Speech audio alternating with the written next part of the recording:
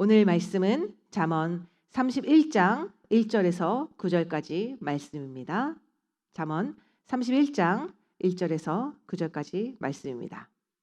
네, 오늘 이제 마지막 잠언의 마지막 장이 다가왔습니다. 31장까지 왔네요. 네, 31장 1절 말씀 함께 읽어보겠습니다. 시작. 르무엘 왕이 말씀한 바 곧 그의 어머니가 그를 훈계한 잠언이라.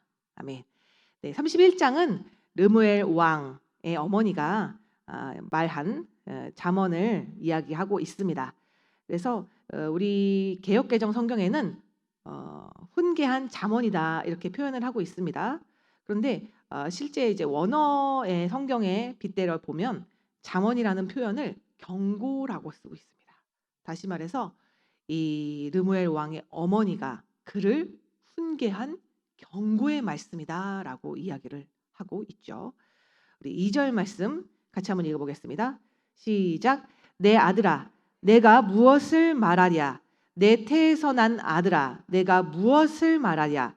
서원대로 얻은 아들아, 내가 무엇을 말하랴?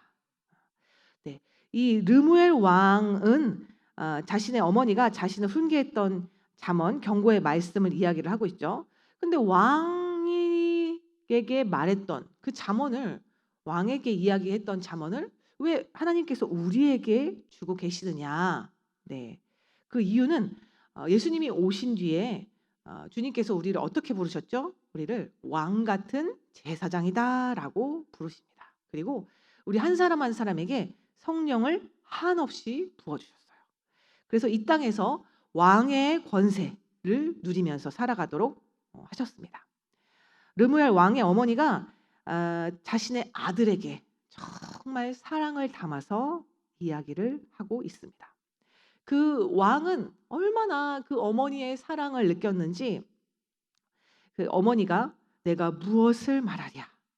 내 태에서 난 아들아, 내가 무엇을 말하겠느냐? 서원대로 얻은 아들아, 내가 무엇을 말하랴라고 하면서 3번이나 같은 말을 반복하고 있습니다. 여러분, 우리 사랑하는 자녀에게 어떤 말씀을 전하고 싶으세요?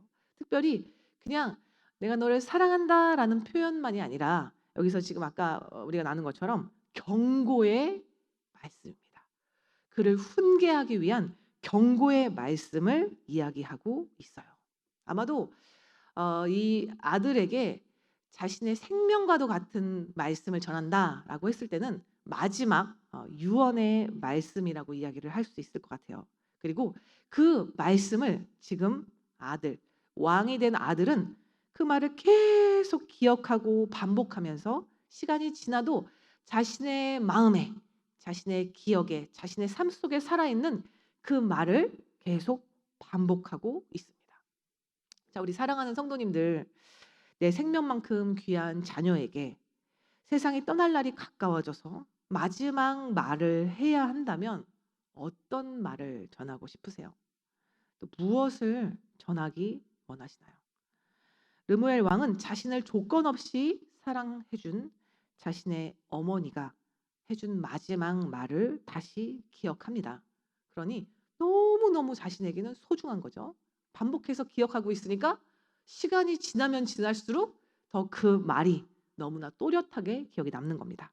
자, 첫 번째 3절 말씀 같이 한번 읽어보겠습니다. 시작. 내 힘을 여자들에게 쓰지 말며 왕들을 멸망시키는 일을 행하지 말지어다. 자, 왕의 어머니는 첫 번째 이렇게 이야기를 합니다. 정욕과 권력을 절제하라고 이야기합니다. 여러분 기억하세요. 당시의 왕들이 어떤 위치에 있었는가? 과거의 왕들이었습니다. 당시 왕들은 몇 명의 여자든 원하는 누구라도 취할 수 있는 권력이 있었습니다. 당시에는 물론 이제 지금처럼 인권이 보편화되지 않았던 시대이기 때문에 여자를 많이 취할수록 자신이 얼마나 강력한 권력, 왕권을 가졌는지를 드러내는 것입니다. 또 여러분 여자들 입장에서도 왕이 자신만 취해주면 자신은 높은 권력, 또 자신뿐만 아니라 자신의 자녀 역시, 그죠? 자녀 역시 또 편한 삶을 이어갈 수 있기 때문에 그들 역시, 여자들 역시 계속해서 왕들 눈에 들고 싶어 했으니 여러분 생각해 보세요. 정욕을 절제하는 것은 사실 너무나 쉽지 않은 일이었을 겁니다. 우리 계속해서 잠언 말씀 묵상하고 계시지만 잠언을 통해서도 이렇게 뛰어나고 정말 하나님의 말씀에 능통하고 자신의 삶, 그죠? 인간의 삶에 대해서 능통했던, 심지어 솔로몬은 동식물에 관해서도 아주 능통한 사람이었습니다. 그래서 많은 잠언 말씀을 남겼죠. 이렇게 뛰어났던, 지혜가 뛰어났던 솔로몬조차도 결국 무엇 때문에 패망했을까요, 여러분? 정욕. 네. 여자를 사랑하고 여자에게 마음을 바쳤던, 다시 말해서 하나님보다 여자를, 정욕을 더 사랑했던 솔로몬은 결국에 이 정욕 때문에 패망하고 말았습니다. 여러분 아시죠? 이 권력을 취할 때까지, 내가 원하는 자리, 위치까지 올라갈 때까지 계속해서 끊임없이 무언가를 자신은 희생하고 또 그것 때문에 어려움을 겪습니다. 그러나 어느 위치, 자리에 이렇게 올라가게 되면 그것으로 인해서 내가 그동안 고통받고 힘들었던 시간들에 대해서 보상을 받고 싶어요. 그래서 그것이 결국 뭐예요? 정욕으로 자신은 보상을 받고 싶어 합니다. 예, 정욕. 그리고 또 한 가지 뭐죠? 그 다음은 권력에 취해서 다른 왕들을 멸망시키는 일을 행하지 말라라고 이야기를 합니다. 내가 가진 권력으로 그것을 남용하면서 내가 가진 권력의 맛을 보는 거죠. 그것을 행하지 말라라고 이야기를 하죠. 네가 권력이 사라졌을 때 결국 자신도 똑같은 일을 겪게 될 것이기 때문에 네가 약자를 돌아보고 네가 권력에 취했다고 너 마음대로 그 일들을 행하지 말라라고 이 르무엘 왕의 어머니가 첫 번째로 경고의 메시지를 하고 있습니다. 자, 그 다음은 무엇일까요? 4절, 5절 말씀 같이 한번 읽어보겠습니다. 시작. 르무엘아, 포도주를 마시는 것이 왕들에게 마땅하지 아니하고 왕들에게 마땅하지 아니하며 독주를 찾는 것이 주권자들에게 마땅하지 않도다. 5절이요. 술을 마시다가 법을 잃어버리고 모든 곤고한 자들의 송사를 굽게 할까 두려우니라. 네. 두 번째는 지금 무엇을 경고하고 있죠? 포도주와 독주를 멀리하라고 말하고 있습니다. 네. 포도주를 마시는 것이 왕들에게 마땅하지 않고 두 번이나 반복하죠. 그리고 주권자, 최고의 권력자들에게 독주를 찾는 것이 마땅하지 않다고 말을 합니다. 자, 여러분 포도주, 지금은 너무나 이 포도주를 마시는 것, 와인이라고 하죠. 이 포도주를 마시는 것이 너무나 일반화됐어요.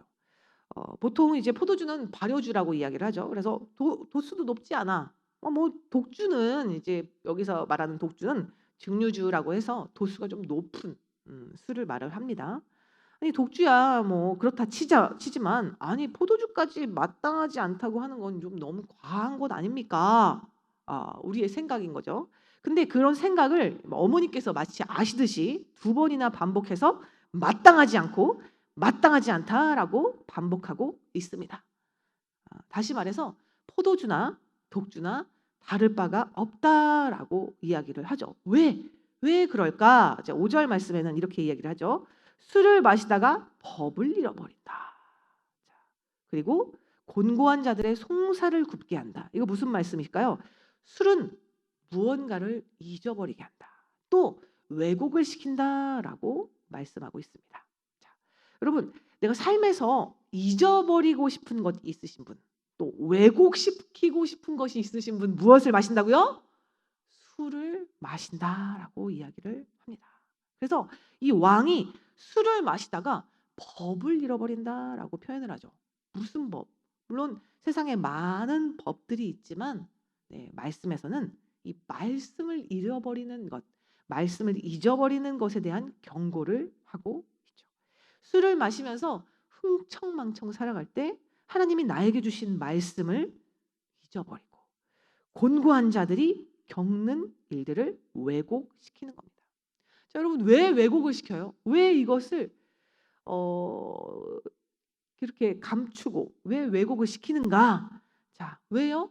내 중심대로, 내가 편한 대로, 내가 뭔가 곤고하고 고통스러운 일이 있기 때문에 내 중심대로 내가 편한 대로 살아가고 싶은 마음에, 물론 이제 방어도 있죠. 내가 그것을 하지 않으면 도무지 견딜 수가 없기 때문에 그것을 왜곡시키는 거죠. 그것으로 인해서 무엇이 옳고 그른지 분별할 수가 없습니다. 결국에는 이 술로 인해 빠지게 되는 게 뭐예요? 슬픔과 탄식에 빠지게 됩니다. 술을 마시다가 말씀을 잊고 세상과 타협하며 가정 안에서 결국 곤고한 자는 누구입니까? 약자, 자녀, 그리고 또 배우자. 네, 오해하게 되죠. 결국에는 오해를 통해서 분별 없는 행동을 스스로 하게 됩니다. 자, 여러분 아시잖아요. 이 술을 마시게 되면 결국에 이 고통을 받는 이들이 반드시 생겨난다라는 것을 누가 모르겠습니까? 여러분 어린 아이들도 잘 압니다. 우리 중고등학생들도 다 알죠. 모르지 않습니다.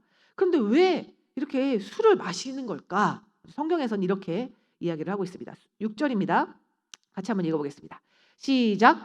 독주는 죽게 된 자에게, 포도주는 마음이 근심하는 자에게 줄지어다.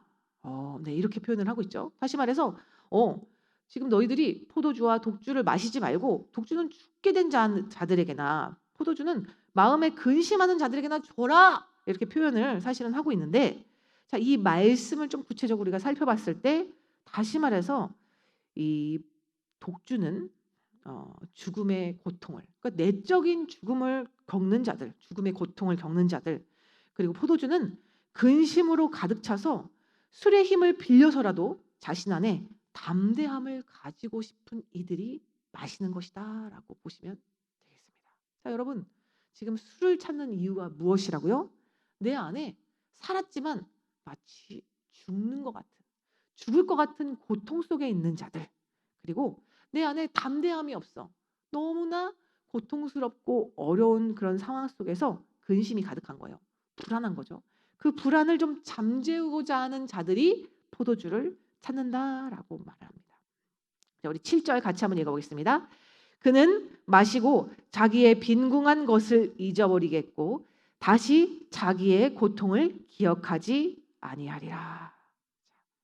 지금 이 술을 마시는 자들의 특징 무엇이라고요? 자신은 빈궁한 것, 내 안에 너무나도 스스로 보기에 가난해 보이는 것을 잊어버리고 싶은 것입니다. 또한 내 안에 있는 이 고통을 잊어버리고 싶기 때문에 자꾸 술을 취한다, 술을 마신다라고 말합니다.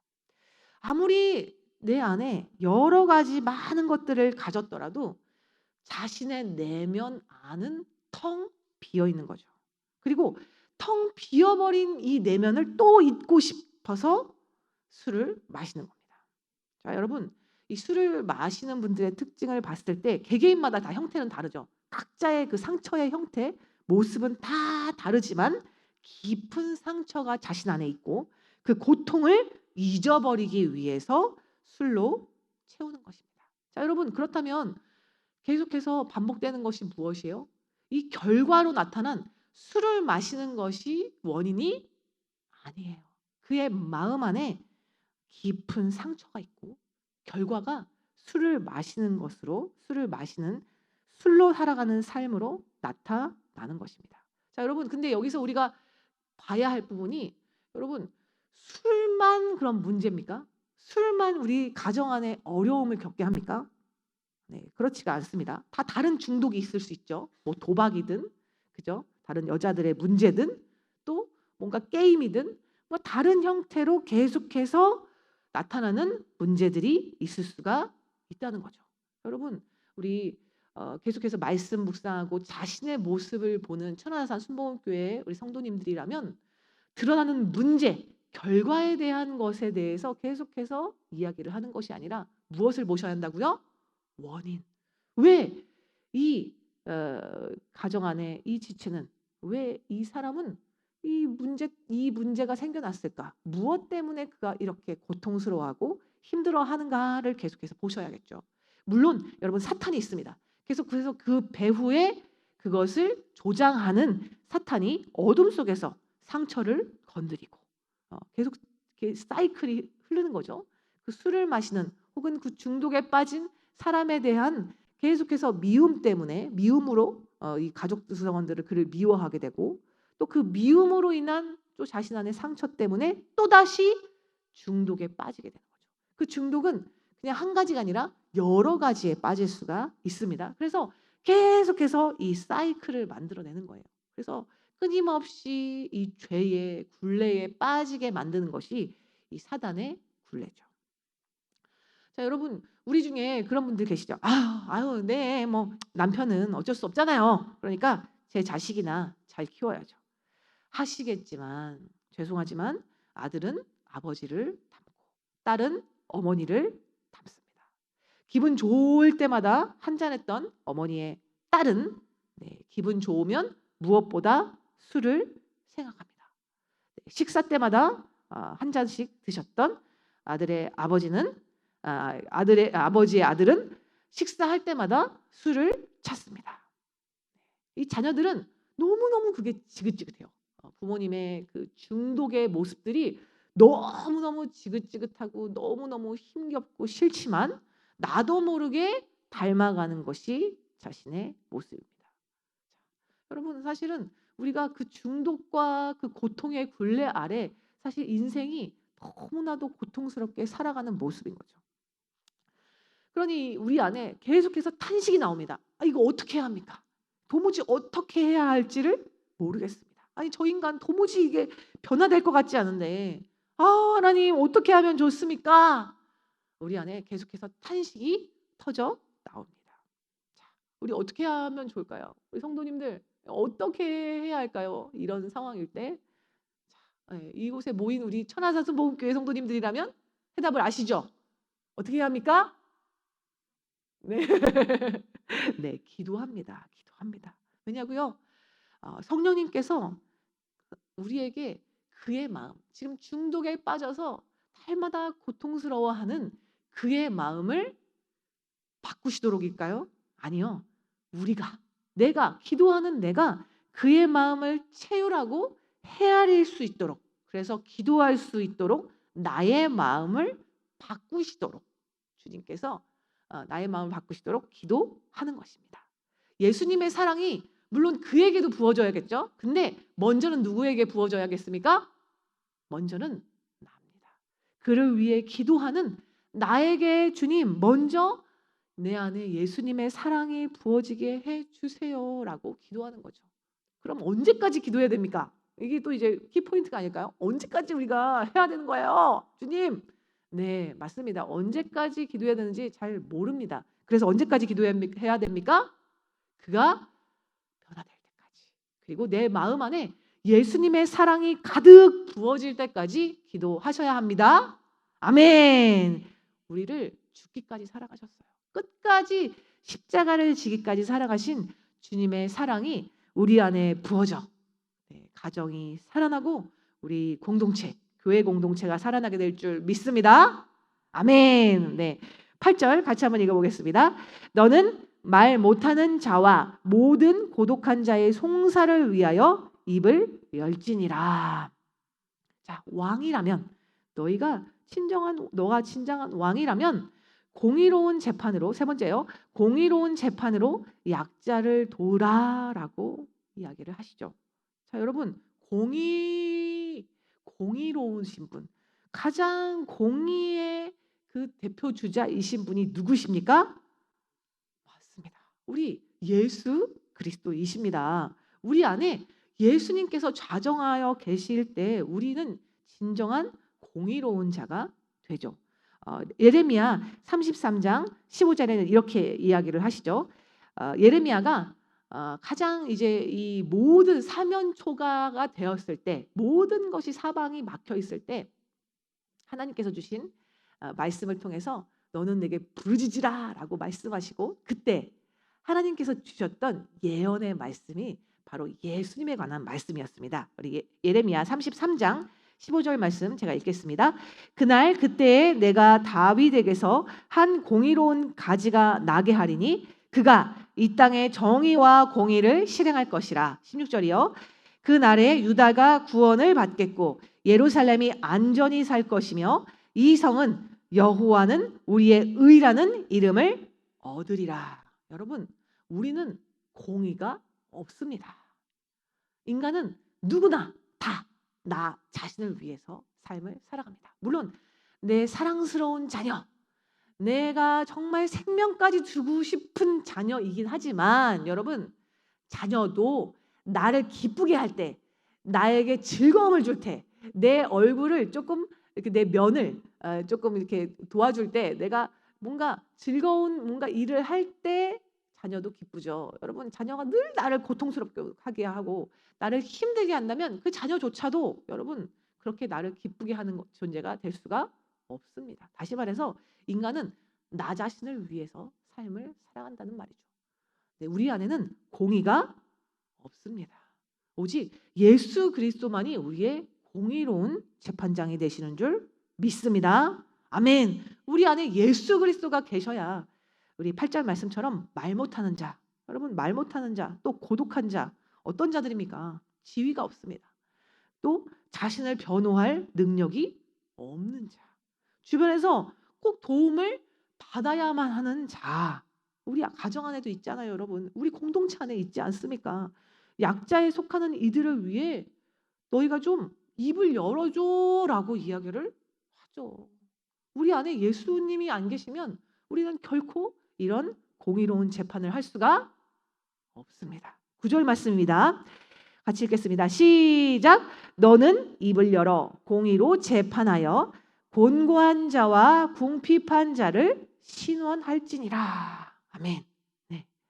너희가 좀 가정 안에서, 이 공동체 안에서, 회사에서 너희들이 가는 곳마다 공의로운 재판을 통해서 곤고한 사람, 또 경제적인 어려움을 겪는 사람들의 어려움, 또 억울함을 좀 풀어주라라고 이야기를 하시죠. 근데 우리의 모습을 좀 한번 살펴볼까요?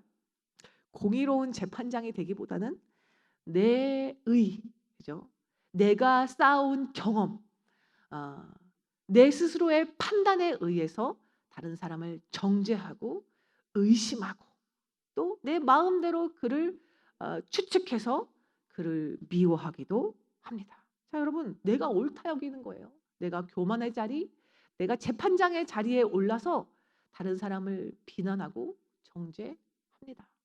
자, 여러분, 얼마나 많은 사람이 지금까지 고통을 겪었을까요? 특별히 가족들이 너무나 많은 고통을 겪어왔습니다.